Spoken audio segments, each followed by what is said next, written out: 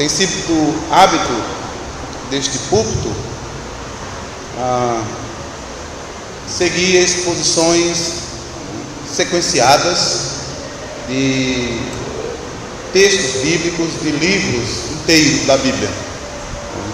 Tivemos a oportunidade de fazer isso em outras ocasiões. Pela manhã estamos fazendo isso com a carta de Paulo, a primeira carta de Paulo aos Tessalonicenses. Terminamos na altura, próximo ao final do ano passado, o Evangelho de Marcos, depois de 3 anos e alguma coisa, tá?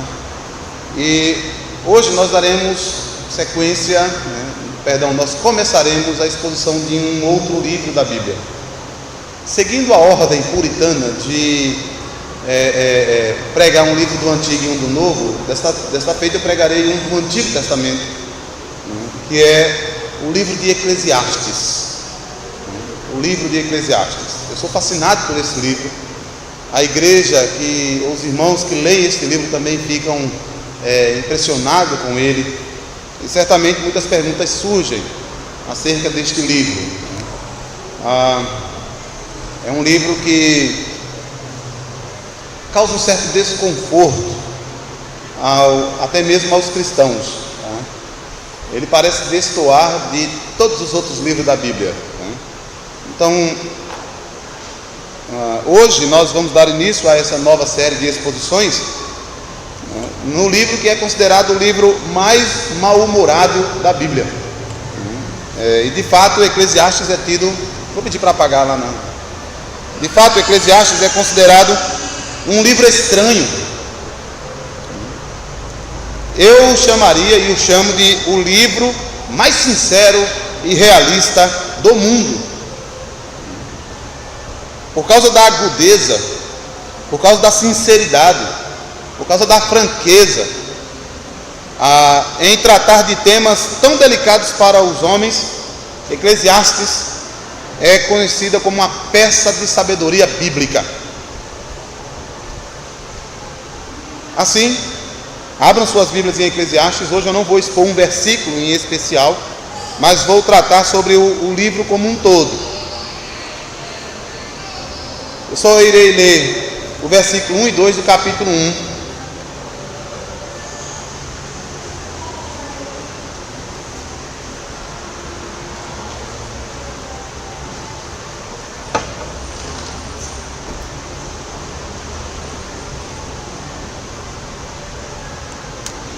Palavras do pregador, filho de Davi, rei em Jerusalém. Vaidade de vaidades, diz o pregador, vaidade de vaidades, tudo é vaidade. Nós rogamos ao Senhor que se agrade em nos instruir, em nos ajudar na exposição, em edificar as nossas vidas, nos fazer compreender a revelação do Senhor neste livro. Em nome de Jesus, amém. Nesta nova série nós examinaremos os temas mais delicados dos homens, ou para os homens, e esses temas são temas da contemporaneidade. Nós examinaremos esses temas à luz da sabedoria de Eclesiastes. E aí você me pergunta, que temas são esses? Os temas, apenas para listar alguns, são sucesso, trabalho, dinheiro, lazer, prazer, comer, beber, felicidade, fama, religião, juventude, velhice, vida e morte, apenas para mencionar alguns. Esses temas estão na mídia, seja televisiva, seja impressa. Esses temas constam nos outdoors. Esses temas são temas do entretenimento. São os temas mais comuns da vida do ser humano. São os temas mais perseguidos. E se não tivesse alguma coisa fora de lugar, se por alguma razão aquilo que está fora de lugar no mundo que é tão patente, tão claro. Essas coisas não seriam e não são más em si mesma. Essas coisas não são ruins. Sucesso, trabalho, dinheiro, o lazer, o entretenimento, o comer, o beber, a fama, a juventude ou a velhice, essas coisas não são ruins em si mesmo. Mas porque alguma coisa está fora do lugar, estas coisas não são bem vistas, ou, no pior das hipóteses, são colocadas em lugares que não deveriam ocupar a vida de ninguém. O próprio Eclesiastes, o próprio livro, diz que estas coisas são boas. Vejam Eclesiastes capítulo 2, versículo 24. Nada há melhor para o homem do que comer e beber e fazer com que a sua alma goze do bem do seu trabalho. Também vi que isto vem da mão de Deus. Veja no capítulo 3, do versículo 13, quando ele diz que é melhor para os homens, para eles, do que nada há melhor para eles do que alegrar-se e fazer bem na sua vida, e também que todo homem coma e beba e goze do bem de todo o seu trabalho, porque isto é um dom de Deus. Então, mas essas coisas, quando são vistas em seu próprio lugar, ouçam bem, quando essas coisas não são vistas no seu próprio lugar, torna-se aquilo que o autor de Eclesiastes chamará de futilidade. Essas coisas se tornarão tediosas, monótonas e cansativas. A essa primeira parte da exposição eu dei o nome do efêmero ao eterno. Do efêmero ao eterno. E nessa primeira mensagem nós iremos verificar a mensagem central do livro. Qual o seu tema? Qual o seu propósito? Qual o seu público? Qual é a sua teologia e o porquê este livro foi deixado pelo Espírito Santo para a sua igreja? Enfim, como é que um livro escrito há mais de 2.400 anos pode nos ensinar hoje? E certamente, meus irmãos, este livro é um livro cristão e os cristãos não deveriam ignorá-lo. Eu quero desafiar a você a ler Eclesiastes e você terá a impressão de que este livro foi escrito com o nosso tempo em mente. Quando você lê o livro de Eclesiastes, parece que ele foi escrito para a nossa época. Mas ao ler este livro, você é desafiado a compreender o que o Espírito de Deus tem a dizer à sua igreja. O autor desse livro chama-se a si mesmo de pregador. Nós lemos isso no versículo 1, nós lemos isso no versículo 2, no versículo 12 ainda do capítulo 1 diz: eu, o pregador, fui rei sobre Israel em Jerusalém. Em outras porções também do livro de Eclesiastes, ele é chamado de pregador. Vocês vão pegar algumas traduções, especialmente traduções católicas, que traduzirão, aliás, eles não traduzirão o termo por pregador, eles deixarão o nome original do livro, coelete. Coelete. A palavra coelete significa aquele que convoca a congregação a fim de pregar para ela. Ouçam isso. Isso faz sentido porque o nome do livro, Eclesiastes, é a forma grega de eclesia, ou eclésia, como alguns querem dizer, congregação ou igreja. Então, o autor deste livro, o pregador, tradicionalmente aplicado a Salomão, é aquele que convoca a assembleia, convoca a congregação, reúne o povo para pregar para eles, para ensinar para eles.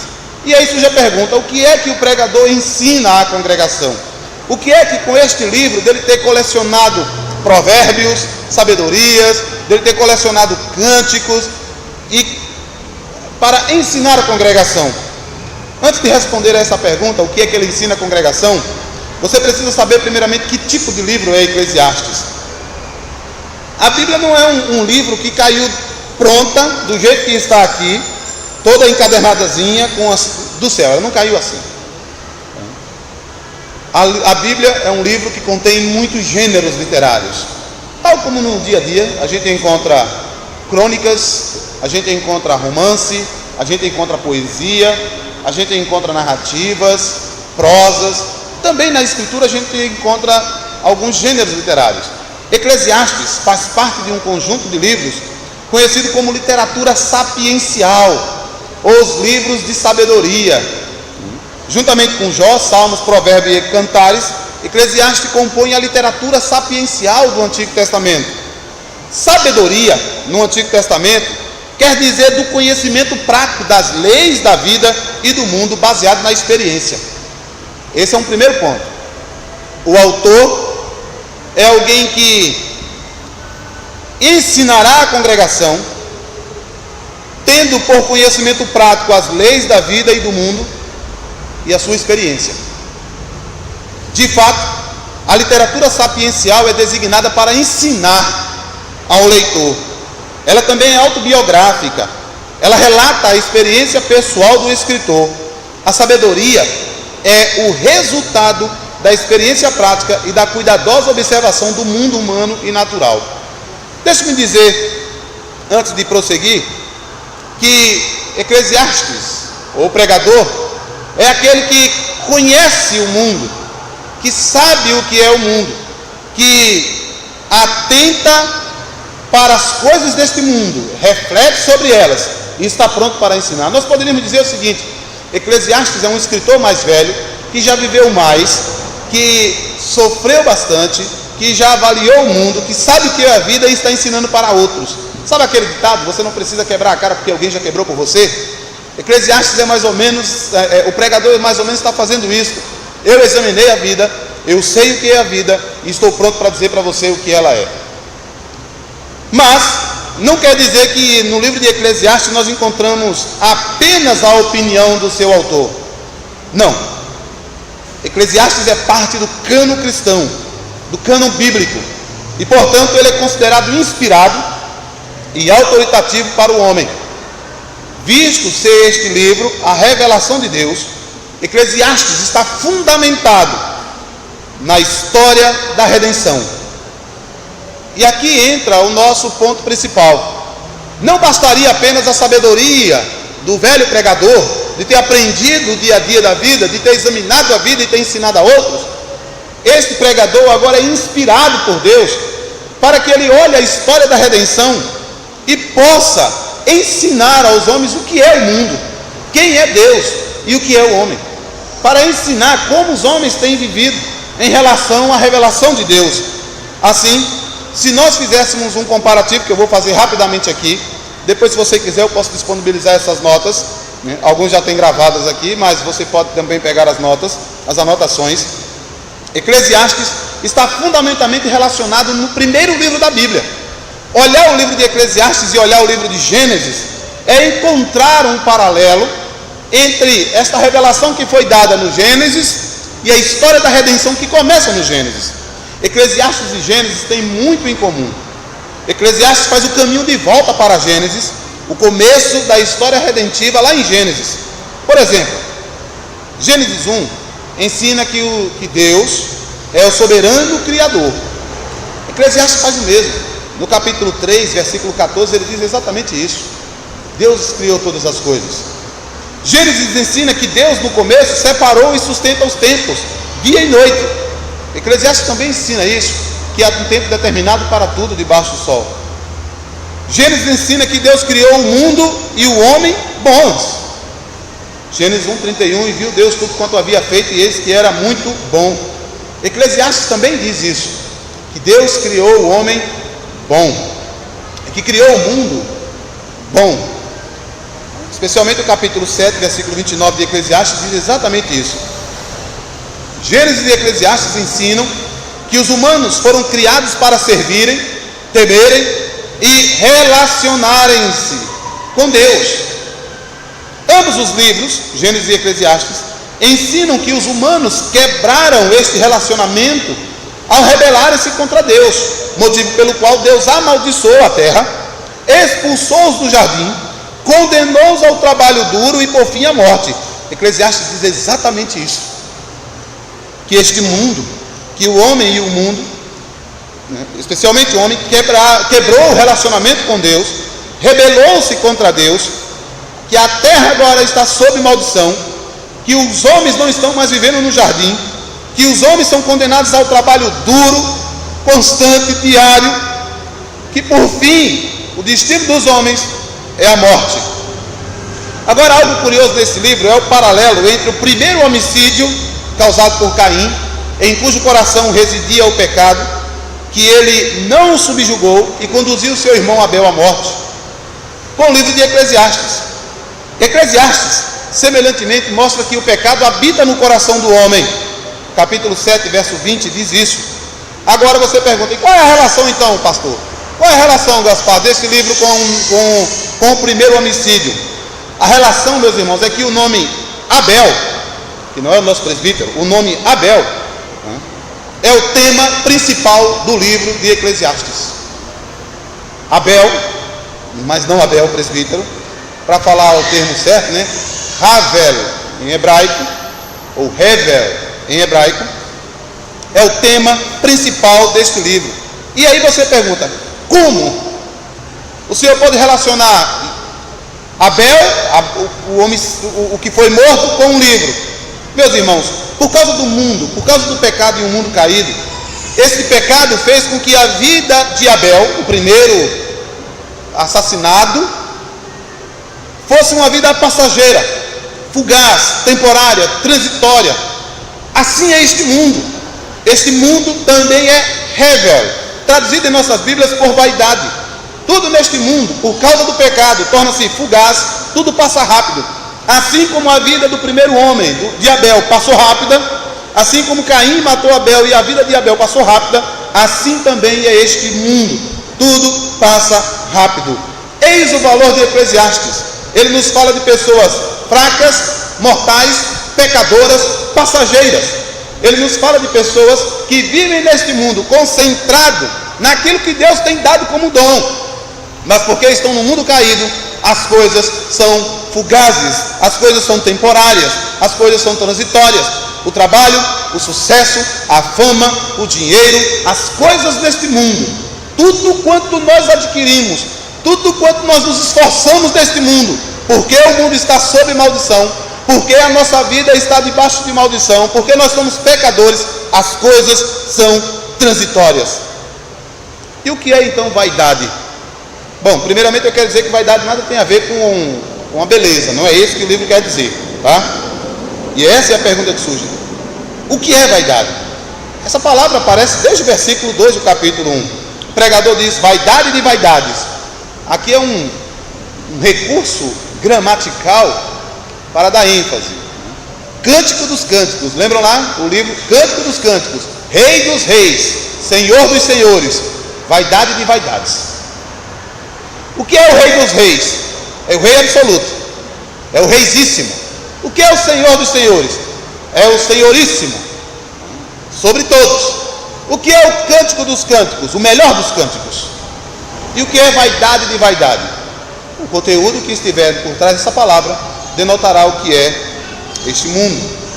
Tudo é vaidade. Essa palavra é tão importante que o pregador usa 36 vezes, só para que você tenha ideia de como é que o que é que eu quero dizer.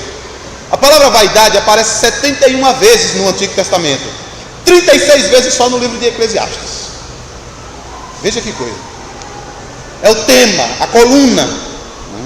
Nós diríamos assim, é o eixo do livro.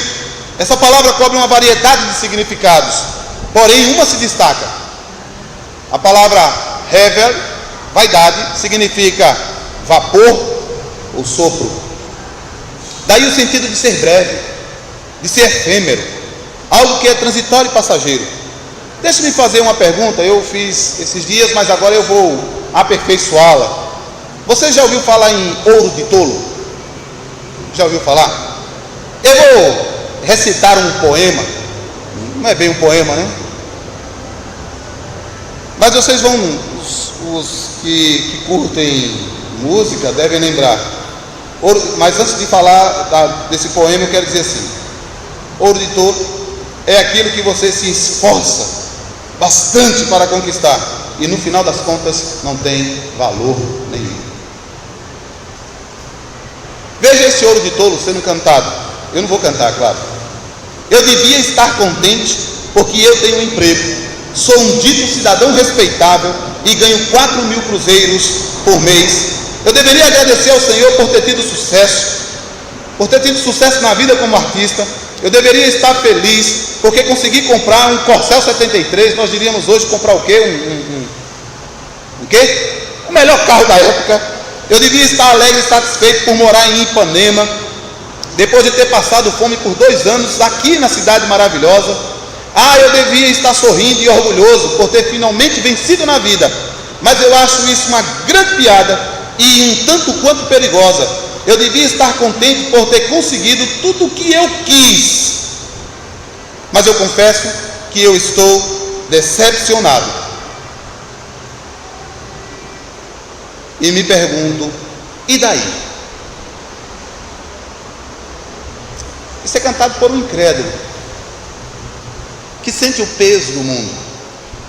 Ouro do Touro é o nome da música. Quanto esforço vale a pena por aquilo que perecerá? O quanto você precisa para ter plena satisfação? É esse o sentido primário de vaidade. Sem sentido, absurdo, fútil, ilusório, frustrante, sem valor definitivo, futilidade, fugaz, efêmero, aquilo que causa tédio, aquilo que você mais quer, e no final, quando conquista, chega o tédio, porque você pergunta: e daí? Assim se expressa Eclesiastes ao dizer que a vida do homem é efêmera, é passageira. Vamos ver alguns textos, e aí vocês vão perceber o que é vaidade, o que é efêmero para o Eclesiastes, para o pregador. Eclesiastes capítulo 11, versículo 10. Afasta, pois, a ira do teu coração e remove da tua carne o mal, porque a adolescência e a juventude são passageiras. A vida do homem, da infância à velhice, é passageira, é transitória. Me dirigindo aos irmãos mais velhos, até parece que foi ontem que você estava brincando na porta de sua casa. Até parece que foi ontem que os irmãos, os homens, estavam brincando de carrinhos, né, de rolimã. Pense, será que é? Quem lembra de carrinho de rolimã aqui? Todos lembram, hein? Aqueles que tiveram infância de verdade, né? Jogando peão, as irmãs brincando de boneca, fazendo vestidinho para bonequinha, trabalhando. Até parece que foi ontem. Até parece que foi ontem que você gerou seu filho e hoje ele já está casado, tem netos, tem filhos, e você tem netos. Até parece que foi ontem. A vida, segundo o livro de Eclesiastes, a vida inteira do homem é efêmera. No capítulo 6, no versículo 1, ele ainda vai dizer isso: há um mal que eu tenho visto debaixo do sol, e é muito frequente entre os homens. Um homem a quem Deus deu riqueza, bens e honra, e nada lhe falta de tudo quanto a sua alma deseja. E Deus não lhe dá poder para daí comer, antes o estranho não come. Também isso é vaidade e é má enfermidade. Capítulo 7, versículo 10, ainda sobre o homem. Perdão, capítulo 7, versículo 12. Porque a sabedoria serve à defesa, como a defesa serve ao dinheiro. Mas a excelência do conhecimento é que a sabedoria dá vida ao seu possuidor. Atenta, pois, para a obra de Deus, porque quem pode endireitar o que ele fez torto? No dia da prosperidade goza do bem, mas no dia da adversidade considera, porque também Deus fez este em oposição àquele, para que o homem nada descubra do que há de vir depois dele. Tudo isso vi nos dias da minha vaidade. O próprio prazer e a aquisição do conhecimento é considerado também passageiro. O capítulo 2 do nosso livro diz isso. Verso 1: disse eu no meu coração, ora vem, eu te provarei com alegria, portanto goza o prazer, mas eis que isso também é passageiro, mas eis que isso também é absurdo, mas eis que isso também não faz muito sentido, eis que isso é fugaz, é efêmero. Versículo 15 do capítulo 2: assim disse eu no meu coração, como acontece ao tolo, assim me sucederá a mim. Por que então busquei eu mais a sabedoria? Então disse no meu coração que também isto era vaidade. Segundo o Eclesiastes, todos os eventos que ocorrem debaixo do sol, uma frase principal no livro, todos os eventos que acontecem debaixo do sol, o riso, a tolice, o dia de plantar, o dia de colher, o dia de chorar, o trabalho, o lazer, a juventude, a velhice, tudo que acontece debaixo do sol é tolice, é futilidade, é passageiro. É essa sensação de insatisfação, que é clara e verdadeira em todas as áreas, que está por trás do livro. Essa sensação de insatisfação, essa satisfação de correr atrás de tudo, de querer abarcar o mundo com as pernas, e no final olhar para trás e perguntar: e daí? O pregador, Eclesiastes, vivenciou tudo isso. O capítulo 2, versículo 1 a 11, quando nós estivermos fazendo a exposição, vai dizer isso. Ele alcançou dinheiro, ele alcançou fama, ele alcançou sucesso, ele alcançou absolutamente tudo. Meus irmãos, quando o nosso horizonte é simplesmente este mundo debaixo do sol, conclui-se que as coisas não são tão preto no branco quanto se parece. Há risos que se tornam em choro, há choro que nada mais são do que máscara para as dores. A busca desenfreada pelo dinheiro, o sucesso, a fama, mas nada disso consegue satisfazer o homem. Há a monotonia da vida: acordar, trabalhar, divertir, dormir, acordar novamente. Amanhã faremos exatamente o que fizemos na segunda-feira passada. Despertaremos, iremos para os nossos trabalhos e esperaremos pelo final de semana de novo. Há uma monotonia na vida. Há a impressão de que os ímpios estão se dando bem, de que a juventude é duradoura, de que a força do braço é sempre permanente. Há de fato a realidade de que a morte acontece e chega para todos. Há a impressão de que não há limite para o conhecimento. Cada área da vida foi contemplada pelo pregador e ele chegou a uma única conclusão: este mundo caído não pode fornecer satisfação plena, porque tudo é transitório. É isso que ele quer dizer com tudo é vaidade. Tudo em Eclesiastes é tudo mesmo, e é tudo o que acontece debaixo do sol. É desesperador. Eu tenho já feito há algum tempo uma pesquisa desse livro com um filósofo pessimista chamado Arthur Schopenhauer. É o meu filósofo preferido em termos de pessimista. E a conclusão, até parece que o problema é que Schopenhauer não tem uma visão transcendente, mas a conclusão é de que este mundo é um mundo de dores, de que este mundo é um mundo que não parece ser justo, não parece ser um mundo bom, é um mundo perigoso de se viver. E agora a gente volta à nossa pergunta: o que é que o pregador ensina à congregação com tudo isso? Meus irmãos, a partir do fato de que ele tem diante de si não apenas a experiência vivida, mas também a revelação da história da redenção, ele toma o mundo caído para refletir a situação dos viventes do mundo atual. Eu quero que você perceba que isto aqui de Eclesiastes não foi fruto de ele chegar acordado da noite para o dia e dizer assim: opa, é assim que é o mundo. Não. O livro aponta para um ato de reflexão ponderada. O autor parou para pensar, coisa que eu e você não temos muito tempo. Ele fez isso. Diversas ocasiões aparecem no livro as expressões, como no capítulo 1, no versículo 6, que diz assim, verso 16, diz assim: falei eu com o meu coração dizendo, versículo 2, disse eu no meu coração, versículo 1 do capítulo 2, versículo 17 do capítulo 3, disse eu no meu coração.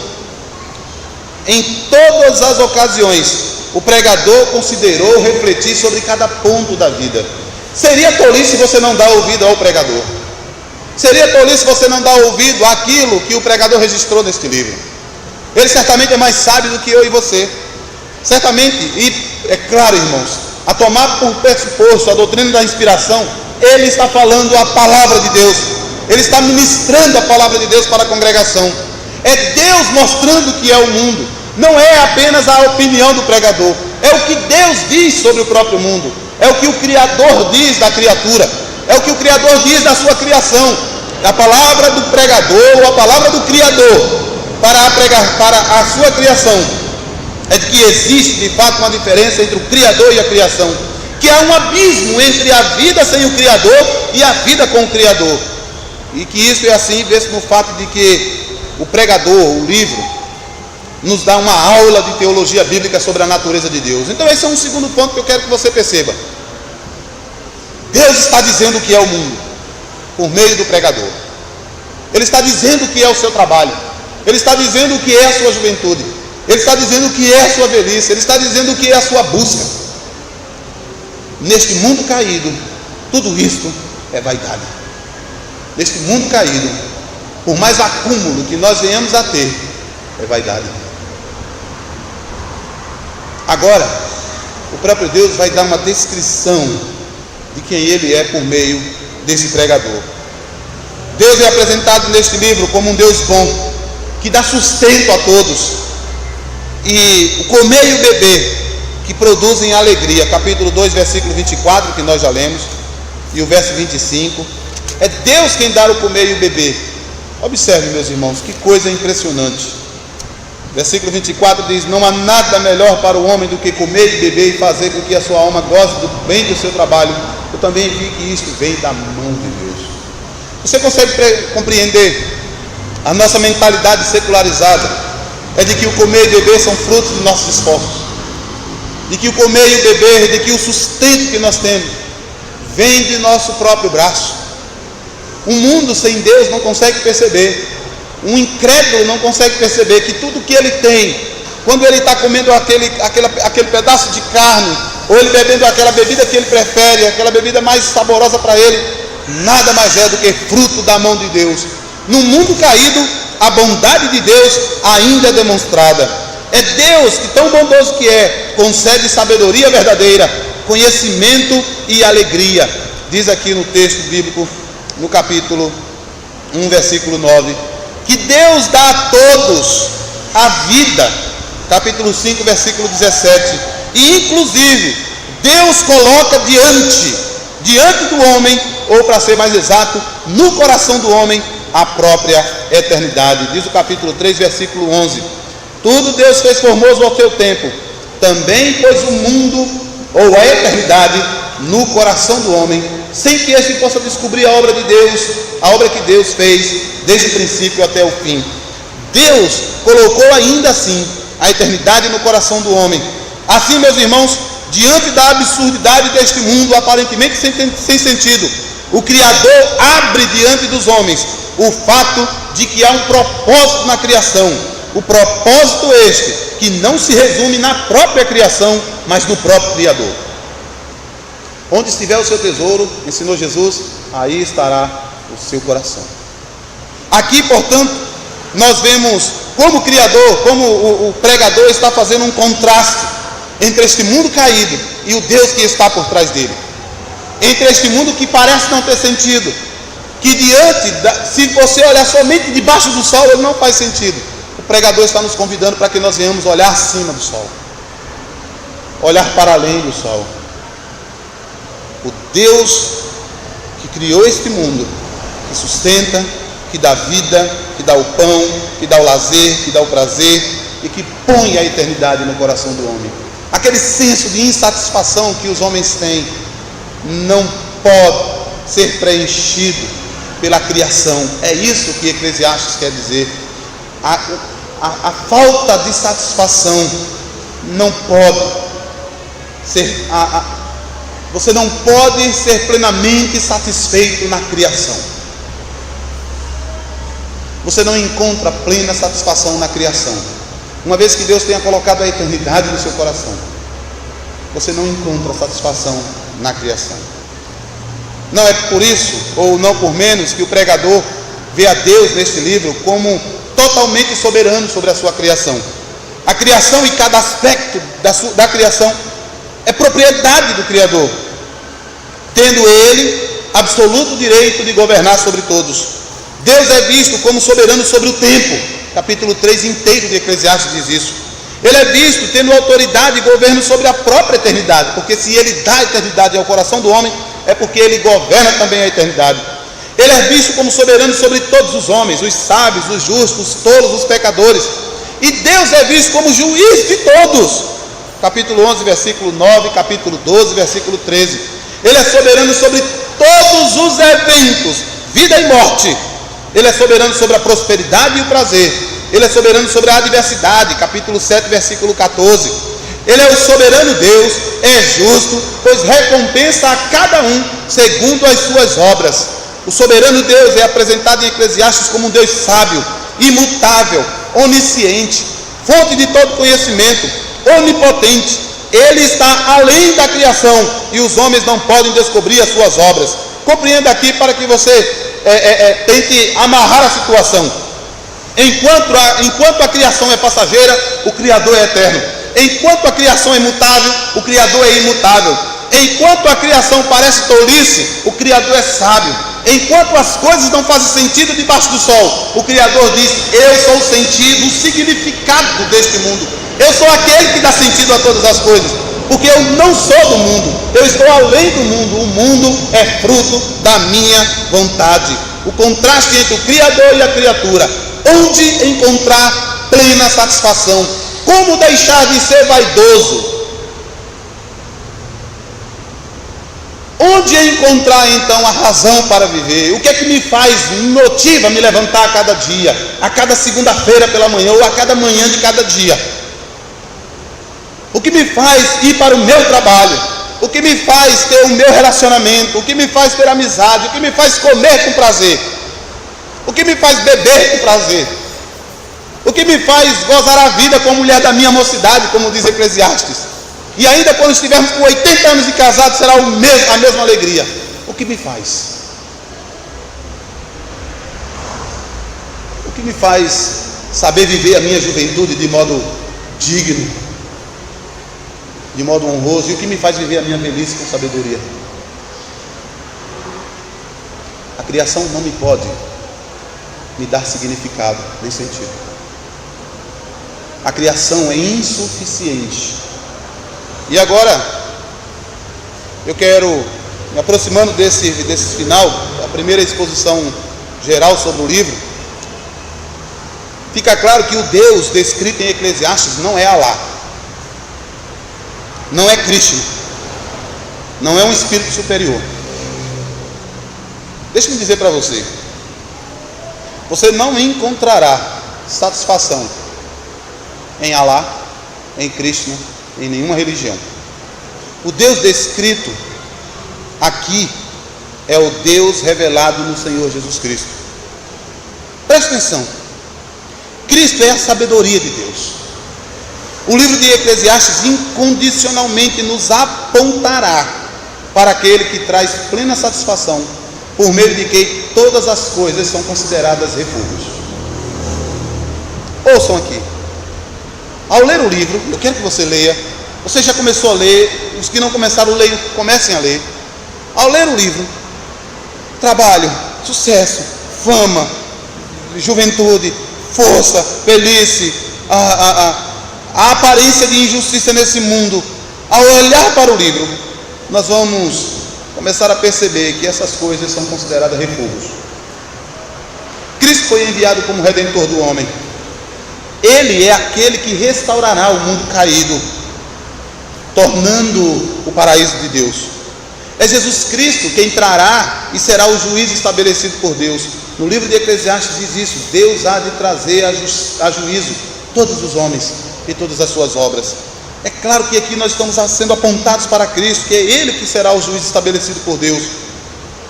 Em Cristo, diz o apóstolo Paulo, o nosso trabalho, o nosso lazer, a nossa vida não são em vão.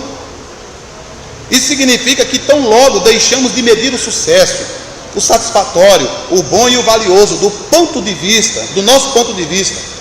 Quando nós paramos de medir o sucesso e a satisfação, ou o que é bom, ou o que é valioso, a partir do nosso ponto de vista, e nós começarmos a examinar essas coisas segundo os padrões de Deus, nós veremos, meus irmãos, que o nosso tesouro não está neste mundo. mas o nosso tesouro está em Cristo. Logo nós perceberemos que o livro quer nos conduzir do efêmero para a eternidade, da criação para o Criador, daquilo que é mutável para o imutável. O pregador está correto ao dizer que um mundo sem Deus debaixo do sol é completamente absurdo de ser sentido, que sem Deus as coisas terminam na morte. Se o nosso mundo, a existência de ateus e os seus modos de vida são completamente absurdos para eles, o pregador faz o contrário. Ele afirma a existência de Deus e diz que a vida sem Deus é que é absurdo. Ao nos dirigir para o Novo Testamento, nós vamos vendo Cristo como resgatador da vaidade, Cristo como aquele que de fato dá sentido. Jesus sofreu a fugaridade deste mundo, ele sofreu aquilo que é passageiro neste mundo, ele sofreu por pouco tempo, ele sofreu debaixo da maldição deste mundo caído, a fim de nos livrar dessa transitoriedade e de nos conduzir à eternidade da graça e de felicidade. Se para os homens que vivem pela perspectiva debaixo do sol a morte é o fim, para os cristãos a morte é a entrada para a real presença de Deus, onde todas as coisas fazem e farão sentido. Eu vou finalizar o livro de Eclesiastes fazendo a última ponte com uma passagem do apóstolo Paulo, porque Paulo usa as palavras semelhantes ao livro de Eclesiastes. E aí agora você vai entender por que eu saltei de Eclesiastes para Cristo. Primeiro porque toda a escritura, Antigo Testamento, aponta para Cristo, toda ela. Eu não vou pregar um sermão que eu posso pregar numa sinagoga e não ser apedrejado. Não vou pregar um sermão que eu posso pregar numa mesquita e não ser apedrejado. Vou pregar um sermão cristão. O apóstolo Paulo diz em Romanos 8, vejam,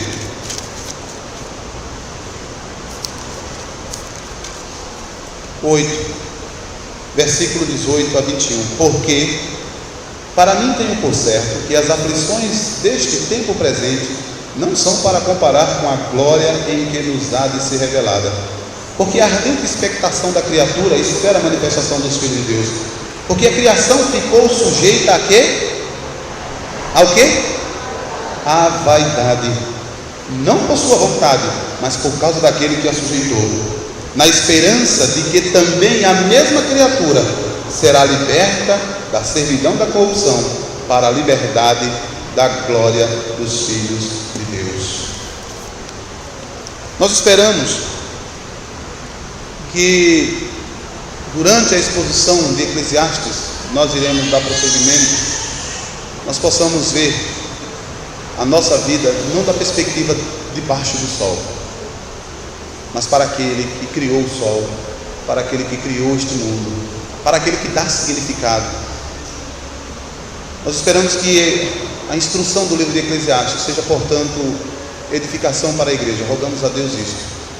Hoje essa é a primeira lição que nós temos a tirar: do efêmero para a eternidade, ou da criação para a criatura. Plena satisfação só no Criador.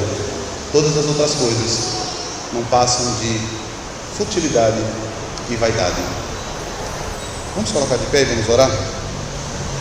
Vamos encerrar com a palavra de oração. Deus, nós te louvamos, te bendizemos, te exaltamos, porque a palavra do Senhor não nos deixa na escuridão. Ela nos mostra a realidade. Afinal de contas, é aquilo que o Senhor pensa sobre tudo isso. E nesta noite, ó Deus, nós aprendemos, por meio desse panorama do livro de Eclesiastes, o que o Senhor pensa desta criação. Vemos através dos olhos do Senhor neste livro o que é este mundo caído, efêmero, este mundo sob maldição. O que são os homens que andam, correm, e de fato, ó Deus, o que lhe resta é o cansaço. Mas aprendemos também, ó Deus, que o Senhor criou um mundo bom, que o Senhor nos fez reto, que nós buscamos muitas invenções, Mas aprendemos nesse livro que o Senhor, Deus triuno, revelado em Jesus Cristo, é aquele que está por trás deste mundo. Ó Senhor, nós vimos como este livro nos conduz para Cristo, a sabedoria do Senhor, aquele que permanece, que sofreu, ó Deus, a vaidade deste mundo, mas que agora tem um trono eterno, um trono que dura para sempre. Senhor, nós queremos te rogar que apliques aquilo que foi ensinado nesta noite aos nossos corações, para que, embora nós possamos viver a nossa vida comum, possamos, ó Deus, vivê-la sob a perspectiva do Senhor, para a glória de Cristo Jesus, em nome de quem nós oramos. Amém. Que a graça do Senhor Jesus Cristo, o amor de Deus Pai e a comunhão do Espírito Santo seja sobre todos vós, hoje e sempre. A Deus Supremo,